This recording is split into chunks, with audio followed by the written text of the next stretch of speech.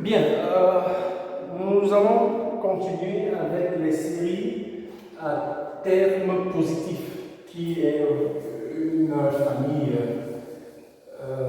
Les séries à terme positif représentent une famille importante lorsque on s'hasarde dans l'étude des séries numériques. Donc, nous allons mettre la série à terme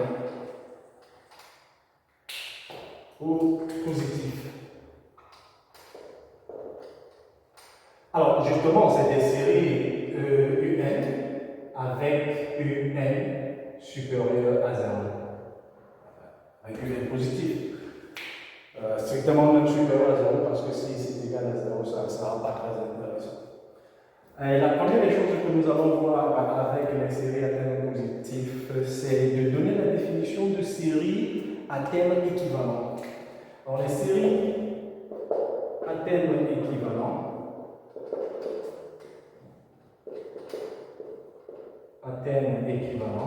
en réalité, deux séries sont dites à terme équivalent si leurs termes généraux sont équivalents. En réalité, UN équivalent à VN, si et seulement si la limite de Vn sur UN égale à 1, parce que n tend vers plus l'infini. Donc nous avons des choses comme ça qui donnent lieu à des séries à terme équivalent. Et c'est très intéressant lorsque nous remarquons que deux séries sont à terme équivalent, parce que si l'une converge, l'autre aussi. Et réciproquement, si l'une diverge, l'autre aussi va diverger. Donc, de façon résumée, nous allons tout simplement dire que deux séries à terme équivalent ont la même nature, tout simplement. Et après ça, maintenant, parlons des séries. Parlons d'un critère. Un critère, c'est important, le critère de comparaison. Critère de comparaison. Critère de comparaison. Alors, c'est un critère qui s'occupe de la famille des séries à terme positif, qui dit quoi? Lorsque j'ai deux séries de termes généraux UN et VN, alors si UN est plus petit que VN, alors il se passe que si VN, si ceci est convergente, alors, je vais tout simplement écrire comme ça, ceci convergente, alors ceci aussi, elle sera convergente. Maintenant, de l'autre côté, nous avons plutôt dit que si la série VN, la série UN est divergente, alors la série VN sera aussi divergente. C'est un critère très utile lorsque nous engageons dans l'étude des séries numériques à terme positif. Bien, après ce critère de comparaison, nous allons peut-être, ou alors avant de passer, prenons un petit exemple pour illustrer ce que nous venons de dire. Exemple, voilà. Si on veut étudier ceci, compte tenu du fait qu'on connaît la nature de cette série, alors qu'est-ce que nous allons faire? J'espère que ceci va nous permettre de pouvoir utiliser ça. Alors, dis-moi, est-ce qu'on peut utiliser le critère de comparaison pour pouvoir étudier cette série? Qu'est-ce qu'on peut faire? On peut dire que ceci est plus petit que... Pourquoi je dis ça? Parce que la racine carrée de n est plus petit que n. Bien sûr, avec n supérieur ou égal à 0, on a toujours ça. Donc, si je passe à l'inverse, j'aurai ceci. Maintenant, qu'est-ce que j'ai? Je sais que cette série, elle est divergente. Donc, du coup, celle-ci sera divergente en utilisant ce critère de comparaison. Donc nous venons, à l'aide de notre critère de comparaison, nous venons de montrer que la série somme de 1 sur racine carrée de n est une série divergente. On pouvait aussi faire la même étude en utilisant plutôt le fait que ces deux séries sont à peine équivalentes. Et ça nous donnerait exactement le même résultat. Passons à certains critères, aux critères d'Alembert, justement, et ensuite aux critères de Cauchy. Donc, le critère d'Alembert d'abord.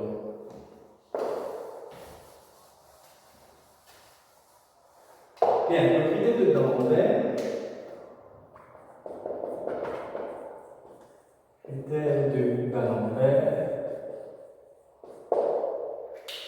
Ce critère dit quoi? Lorsque nous avons une série numérique à terme positif, il va falloir poser L comme étant la limite de un plus 1 sur un lorsque n tend vers plus l'infini. Et se dire que si notre L est strictement plus petit que 1, alors notre série UN elle est convergente. Par contre, si elle est strictement supérieure à 1, notre série UN est divergente. Et lorsque L égale à 1, il n'est pas possible de conclure en utilisant le critère de D'Alembert. Immédiatement, regardons aussi le critère de Cauchy. Le critère de Cauchy, c'est aussi un critère qui ressemble au critère de D'Alembert, dans le sens où on l'utilise dans le cadre des familles des séries à terme positif. Donc nous allons continuer. Ok, là, critère de Cauchy. Nous allons proposer, comme tout à l'heure, L égale à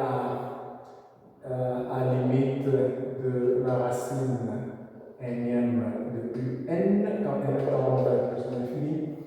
Et il nous dit que si L est strictement plus petit que 1, alors la série UN est convergente. Par contre, si elle est strictement supérieure à 1, alors la série UN est plutôt divergente. Mais qu'en est-il du cas où L égale à 1? On ne peut pas conclure, pas de conclusion. Donc, pas de conclusion en utilisant le critère de Cauchy. Il va falloir utiliser d'autres choses lorsque nous nous rendons compte que L est égal à 1. Donc voilà, prenons peut-être cet exemple pour pouvoir illustrer le choix de quel critère utiliser lorsque nous avons un exercice sous la main. Si par exemple on veut étudier on va utiliser la convergence. On va étudier la convergence de quelle série? De cette série.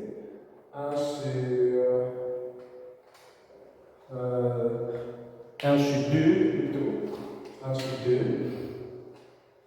à la puissance n.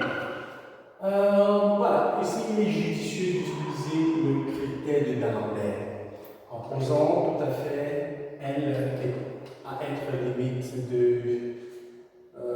UN, si on pose ça égal à UN, n plus 1 sur UN, n est tendant vers plus l'infini.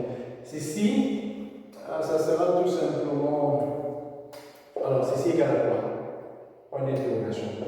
Il est question pour nous de calculer UN plus 1 sur UN plus 1, c'est tout simplement cette quantité fois l'inverse, donc fois de la puissance n.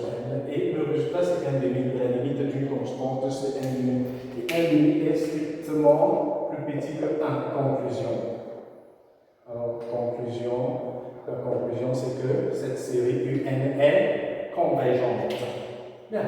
Et ça, c'est d'après le critère de D'Alembert.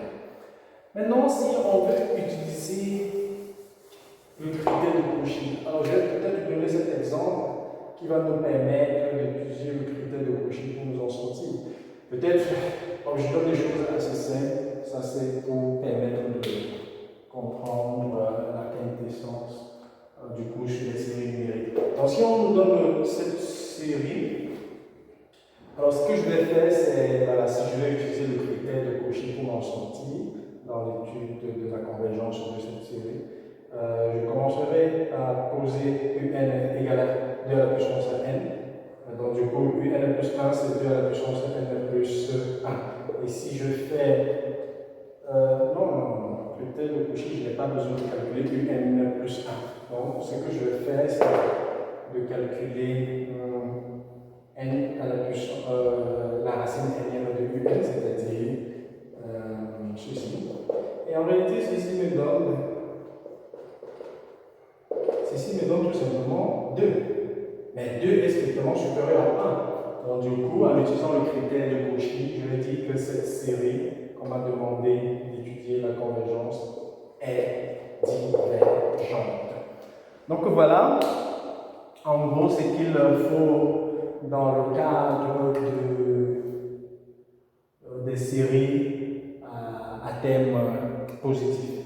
Mais avant de clôturer ce résumé de gauche sur les séries numériques, j'ai envie de parler de séries à thème alterné ou tout simplement séries alternées.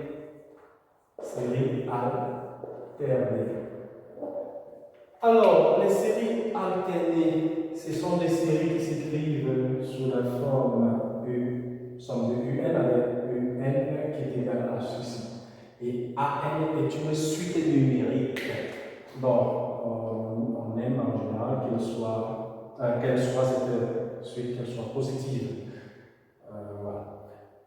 Et maintenant, je m'en vais vous donner le critère de convergence sur la série alternée. Une série alternée. Alors, si on a tout à fait AN supérieur à 0 et que AN est décroissante et qui tend vers 0, et sur lorsque n tend vers plus l'infini. Donc, si on a ces trois conditions réunies, alors notre série alternée est convergente. Donc, tout ceci vous permettra de bien vous en sortir dans les exercices qui donnent lieu à l'étude des séries numériques. Donc, voilà en gros, brosser rapidement le résumé sur le cours sur les séries numériques. Bien, nous allons nous permettre de donner un petit exemple sur les séries alternées. Si on se donne une série comme ceci, et on aimerait étudier la convergence, il suffit juste de remarquer que c'est une série alternée. C'est une série alternée où le thème général s'écrit sous la forme moins à la puissance n à n avec a n est égal à 1 sur n plus 1. Et ça, là, c'est une suite décroissante et qui converge vers 0. Et elle est même positive. Donc, du coup, toutes les conditions sont réunies pour nous permettre de dire que cette série alternée est convergente en utilisant le critère vu tout à l'heure. Voilà. Ok, donc je ne sais pas, il n'y a plus grand chose à dire par rapport à ce cours, sauf qu'on a mentionné quelques noms, et puis j'aimerais qu'on retourne là-dessus pour essayer de dire un mot. On a parlé de série de Riemann, si vous vous rappelez, série de Riemann, 1 sur n à la puissance alpha, avec alpha c'est un nombre réel. Alors Riemann, de son nom Bernard Riemann, qui est un mathématicien allemand né le 17 septembre 1826 à Breslins. Donc voilà, il a travaillé sur des notions comme la topologie, l'analyse, la géométrie différentielle. Voilà. Et il décède le 20 juillet 1866. Il n'avait que 40 ans. de 40 ans, mais il a beaucoup fait dans le domaine mathématique. Ses contributions sont énormes. Nous avons aussi mentionné D'Alembert, un des critères de convergence. D'Alembert, un mathématicien, philosophe français. Il était aussi même un physicien. Né le 16 novembre 1717 à Paris. Il a travaillé à Paris pendant longtemps. Il a contribué aussi fortement dans les mathématiques. Et mais il décède le 29 octobre 1783 à Paris. Nous avons aussi mentionné Cauchy. Cauchy, Augustin Louis Cauchy, qui est aussi un mathématicien français, physicien aussi ingénieur, né à Paris le 21 août 1789. Mentionnons qu'il était membre de l'Académie des sciences et professeur à l'école polytechnique. Alors, il décède le 23 mai 1857, alors qu'il n'avait que 67 ans. Donc, voilà pour la petite histoire sur les mathématiciens dont les noms